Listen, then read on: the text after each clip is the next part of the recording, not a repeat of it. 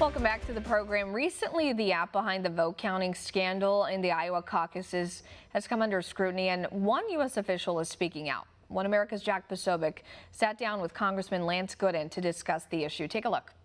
We are very excited to welcome here to One America News Congressman Lance Gooden from Texas. Congressman, thank you so much for being on with us. Thank you. Now, you had some very interesting tweets recently that caught my attention, caught a lot of attention here in Washington, D.C. about the Iowa Caucus results or the lack thereof. Tell me, what were you seeing there? Well, it's interesting. It started the weekend before, or a few days before. A poll was supposed to come out that always comes out, and then suddenly those results were withheld. And if you recall, there were campaigns praising the Des Moines Register, I believe it was, for not releasing those results. And that's when I first thought, okay, they're already setting the stage. Joe Biden is losing in these polls. They're trying to save face for Joe, and they're already trying to change the outcome, perhaps. And then on election night, when these results should have been coming out, we were looking at reporting, and zero of the results were out. At one point, I remember a commentator on CNN said that the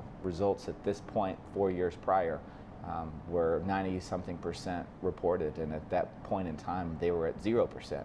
And so we found out that upon further review that this shadow company, the name of it is Shadow, that produced the app that was designed to be a reporting tool for these county parties was actually very historically in bed with the Clinton team. People that had put together this app had been Clinton supporters, Clinton campaign workers, and then it's just kind of been baffling to see how these Clinton surrogates of the past have been involved with a reporting process that we found perhaps protected candidates who were going to lose that night. And now we don't know. So isn't there some kind of issue there in terms of conflict of interest when you have a clearly partisan team, clearly partisan organization that's conducting vote tabulation as opposed to mere services for candidates and campaigns?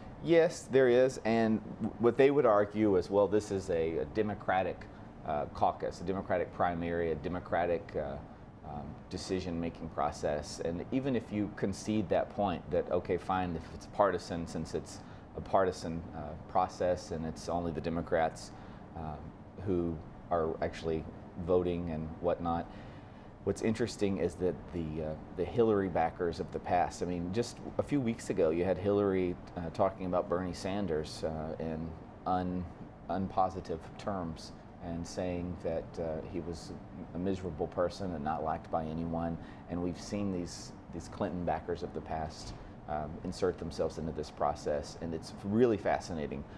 When I talked to Democrats the night of the State of the Union across the aisle, it was a varied response. Some Democrats said, I can't believe we messed this up. Others said, they're already trying to keep Bernie from winning, just like they did the last time. And then a few even blame the Russians. It's crazy to me that there are Democrats who are still using this Russian blame tool in a way to further their talking point, that the Russians, that all roads lead to Russia. It's bizarre, but conflicts of interest are absolutely present in this controversy.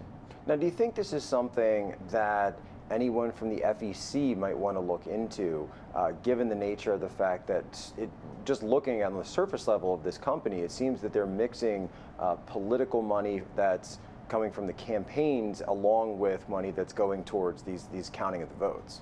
The answer is maybe. I don't know. The FEC doesn't seem to be all over enforcement actions lately. I believe they're very slow to respond.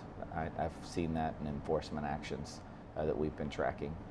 But there's definitely a conflict there. I think probably one of the biggest impacts that this will have is this will eliminate Iowa's position as a state where people look to for guidance and to kind of kick off the presidential nominating contest. I would even think that this will harm in future presidential election years, when Republicans in an open seat, long after President Trump leaves office in 4 years, when Republicans are fighting it out for the nomination. I would think that Iowa will be less on the radar moving forward. Congressman Lance Gooden, thank you so much for your time and sitting down with us. Thanks. One American News. Thanks.